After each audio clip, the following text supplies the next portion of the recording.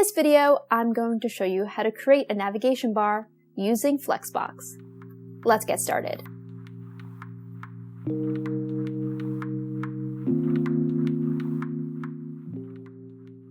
So if you're new to my channel, I make videos on UX, UI design, and front-end coding. If you enjoyed this video, please leave me a comment down below so I know what kind of tutorial you would like to see next.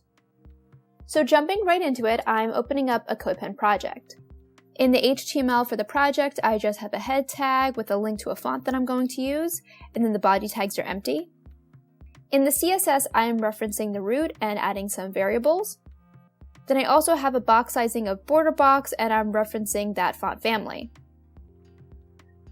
So with this project, I plan on creating a nav bar using Flexbox.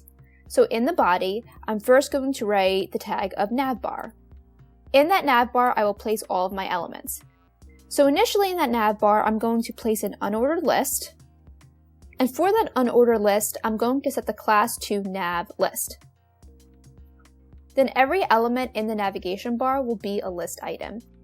So first I'm writing li for list item. And I'm going to set the class here to Nav-item.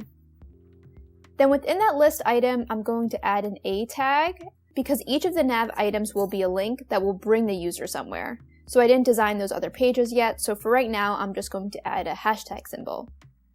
So I'm going to take this nav item and duplicate it several times. The first one, I actually want it to be the logo for the brand. So I'm going to go to Assets in CodePen and pick an icon. Then I'm going to make the second one about, work, contact. And the last element, I actually want it to be a button to donate. So instead of making it a link, I'm going to make it a button.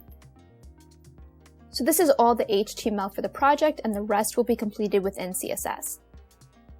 So within that CSS, first I'm going to set the background color for the project. So I actually want it to be the lighter gray, the gray 100 value that I determined here.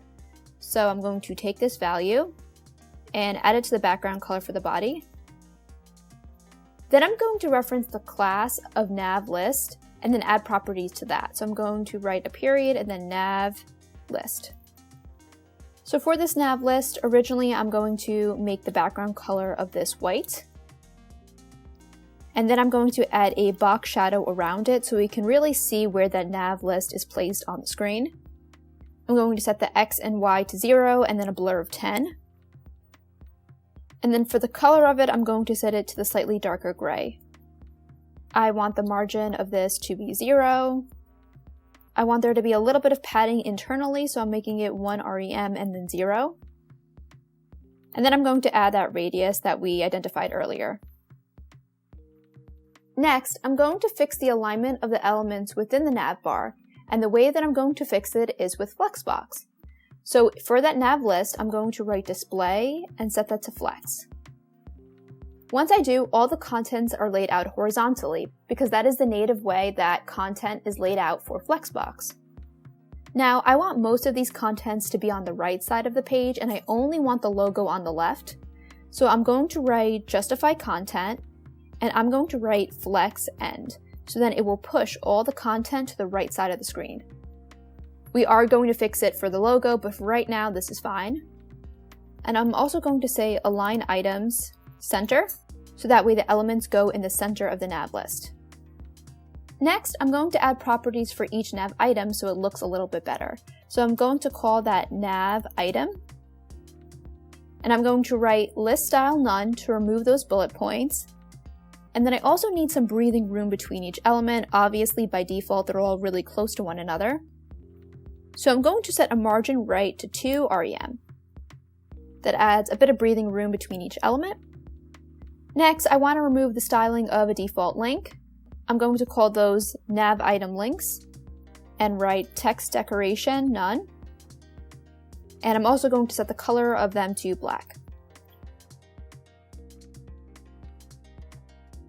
Next, I want to move that logo so it's pinned to the left side of the page, but I want to keep the About, Work, Contact, and that Donate button on the right side of the page. So the way I'm going to do this is by referencing the first child.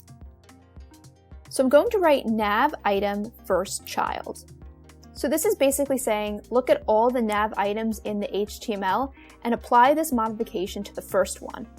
So for this first child, instead of that margin right being 2, because we don't want it to just be 2, I'm going to set that margin right to auto, which will then push that element all the way to the left side of the page. Now this is a little too close to the side of the navigation bar, so I have to apply a margin left, and I'm going to make it 2 rem, so then it goes in the right place. This is looking really good so far. We have a navigation bar, and as I increase or decrease the size, everything stays in the correct place. The last thing I'm going to do is add some styling to this donate button so it fits a little bit better in the UI. So back in my HTML, I'm looking at this button, and I'm going to set the class of this to button primary since I know I'm going to reuse this throughout my design.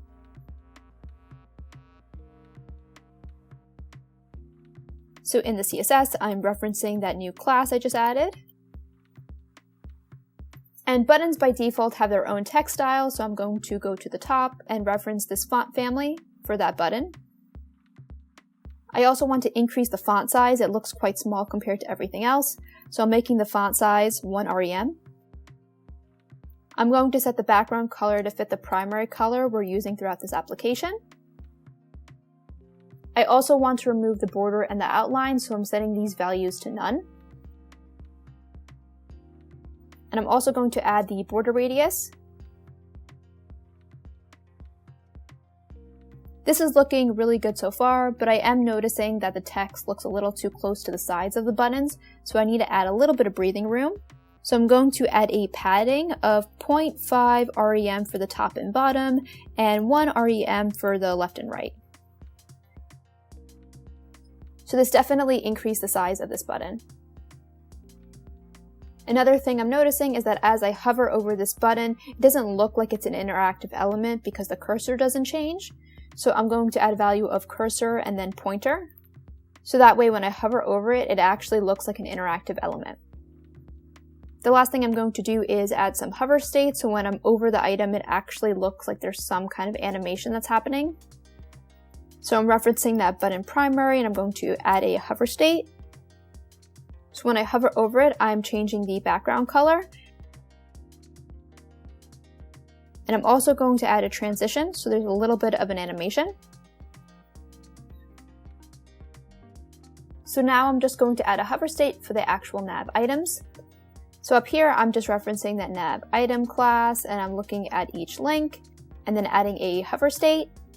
And for the hover state, I'm going to modify the color to another variable that I set earlier.